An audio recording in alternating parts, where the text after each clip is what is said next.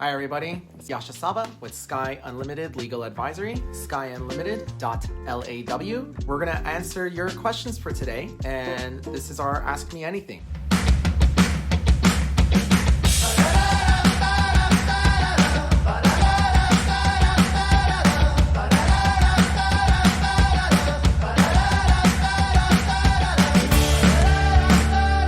Is it better for my wife to set up a revocable trust or an irrevocable trust? The goal is asset protection for our future children, as well as some tax advantages. Let's just talk about the difference between a revocable, irrevocable trust. A lot of people hear the words trust, trust, trust. They think, oh, you have money, I'm rich, I need a trust. That's absolutely not true.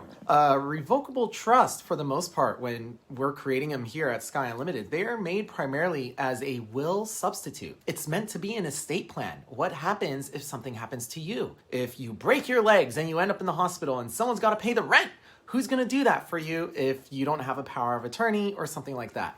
If you have all your assets in a trust, your successor trustees, usually your family members, your friends, people that you trust most, they're going to be able to take over and help you manage your trust and affairs from there. So that's what a revocable trust is. Something you can just create. You can always change the terms. It's not set in stone. It's very flexible for you. And then if something does happen to you, the trust will kick into gear and you are fully protected. But now sometimes, and this isn't about whether you're being rich or not, sometimes if you have assets that you want to leave for yourself or for your loved ones, but you want to make sure that maybe I'm starting a startup, I'm taking a lot of money from investors, and if something goes wrong with the startup and the investors sue me, I want to make sure that my home, everything in it, all my personal belongings, all of that is protected. So you can go and create an irrevocable trust in certain states to protect some of your assets, very strong layers of asset protection. Same thing as maybe instead of creating the irrevocable trust, you can create an LLC or a corporation. Obviously, anything that goes wrong inside the business isn't going to come and hurt you as the business owner, the shareholder, right?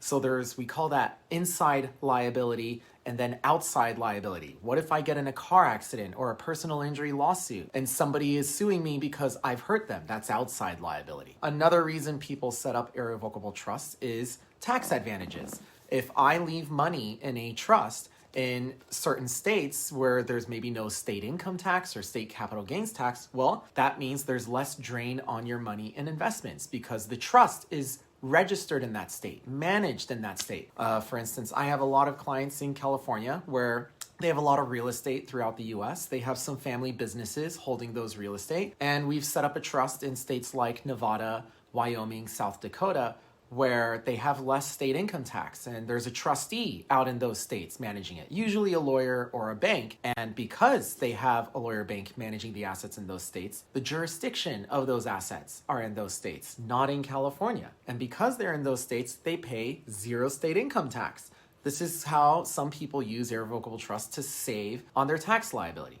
So let's focus on this particular question here. The gentleman was asking for his wife, should my wife set up a revocable or irrevocable trust? The first question I always ask is, do you have an estate plan? Do you have some foundation set to protect you and your wife for just everything that you have and all the loved ones that you have to keep them out of court and out of conflict? Is there something in place, a will, powers of attorney, healthcare directives, to just ensure that if you are ever in a vulnerable position yourself, that everyone else is taken care of, especially if they rely on you for financial support or they rely on you for housing? If your children are minor children and you get in that car accident, do you have temporary guardians named in your wills? Do you have a trust allowing a trustee to come in and take over your financial affairs and manage things for you and your kids? So that's where we begin. We begin with a foundational estate plan. And most of the time that includes creating either just simple wills or a combination of wills and a revocable trust. And right once we have that foundation, if you're a parent where you say, well, Yaasha, I've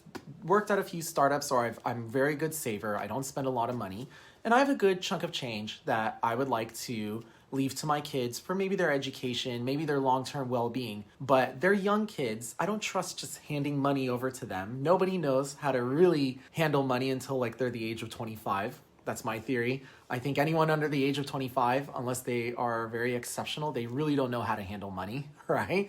So maybe you want to leave some money to your kids. The problem though is if you give it to them, it's legally their money. If you put it in a bank account for them, by the time they turn 18, it's legally their money, they can pull it right out. So there's a lot of risk with that. So what some people like to do is they put the money in a trust, because when you create a trust, you set the terms 100% of the time. Your trust is a blank canvas. You get to decide what is actually going to happen. Do you want your kids receiving that money at the age of 40, at the age of 25, 21? You get to decide. Maybe you say, I'll give them access to 25% of the money at the age of 25. I'll let them have more access at the age of 30, and then they can have full access at the age of 35. Or, one of my favorite things, we can do what we call lifetime asset protection, where we can move money into the trust for them that they can benefit from during their lifetimes, but they themselves won't have access to it. Instead, there will be a trustee, a middleman, who has access to the money, someone that you trust that owes a fiduciary responsibility to your children. So there is a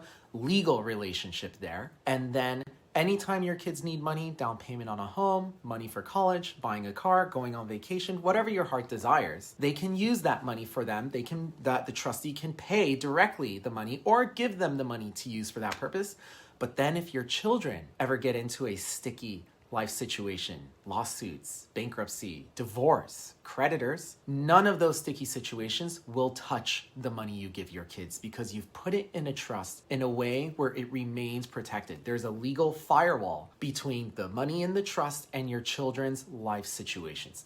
That's actually pretty common. There's a lot of parents that they set that up. Now, most of the time we set that up during the foundational estate planning in the revocable trust, but sometimes some parents, they want to put money there now. A lot of the reasons why they do that is they might have an estate tax issue where they've been working at startups for quite a while that have been successful, or they have made a lot of very good investments, or they have very good jobs that give them a high salary. And they say, wow, Yaasha, as you say, usually more money, more problems, right?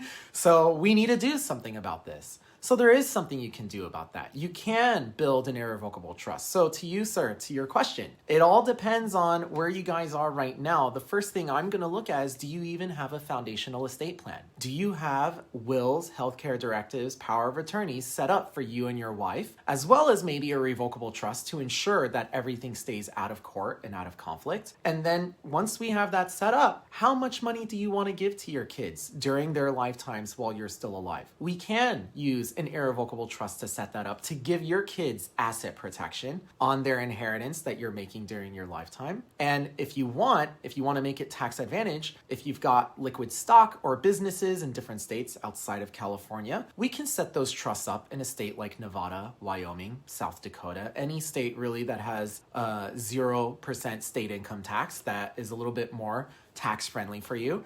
And from there, the trust can be managed. So you see, there's never a one-shot answer to this. It's impossible, because every family is unique. Every family has a different type of family dynamics. Some parents don't trust their children whatsoever. Other parents have full trust in their kids that they want to bring them into the family business. And we've got to find a way to help the children learn how to take over the business, learn about the money, learn about the finances little by little, where they're not overwhelmed, but that the parents can gradually teach them how to pass on the family legacy for every generation. It's just kind of like the Morgans, the Rockefellers, the Disneys, right?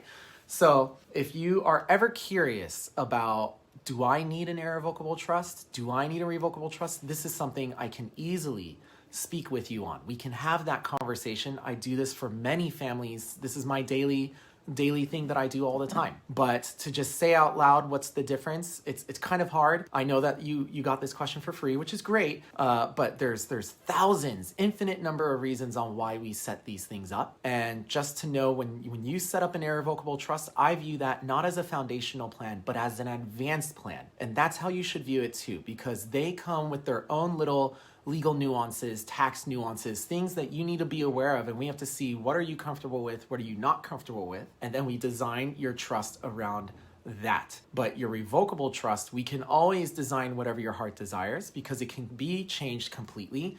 your revocable trust will become irrevocable by the time you pass away. So that's why I like to see revocable trusts. I like to say that they are will substitutes. And what we're really doing when we create the revocable living trust, as it's called, is we are helping your family stay out of court, stay out of conflict for one reason. If you create a will, all wills, no matter who created them and when, they have to go to court upon the death of the creator. Why? Because only a judge can authenticate a will. And that's true throughout the United States, probably true throughout most of the world. Only a judge can authenticate a will. So whenever you see on like Better Call Saul on Netflix or some TV show where the lawyer is reading the last will and testament of the deceased family member, that's probably a revocable trust, because we can read the will, but we can't do anything about it until we go to court and have a judge read it, which is usually an 8 to 12 month process, sometimes longer. Now with COVID, courts are underfunded and COVID has just exacerbated their timelines. So it can take a lot longer, yet with a trust, much faster, more privacy for your family, more options for legal maneuvering on what kind of protections you want to give to the next generation, your loved ones and assets, okay? So that's what we do. We do wills, we do revocable trusts, and then for the families that want to go a step further with advanced planning, we can talk about tax planning strategies. If you're in that startup and you're about to IPO and you're going to make a lot of money, we can talk about how to structure your holdings so that it can be a little bit more tax friendly, as well as how to protect your holdings now that you're probably young and you've got stuff that you need to protect. Estate planning really does help and protect almost everybody. There's many reasons. It's just a lot of people don't know about this because most people don't become financially literate for themselves. So for you, I'm always here to help. Ask us any questions. Send us any questions that you have related to managing your home, wealth, money, your estate plans. You can always send us a Facebook message and we'll answer them during these Ask Me Anythings. My name's Yaasha Sabba. This is SkyUnlimited.law. Find us on Facebook, YouTube, Instagram at SkyUnlimitedLaw. All right, everybody, take care.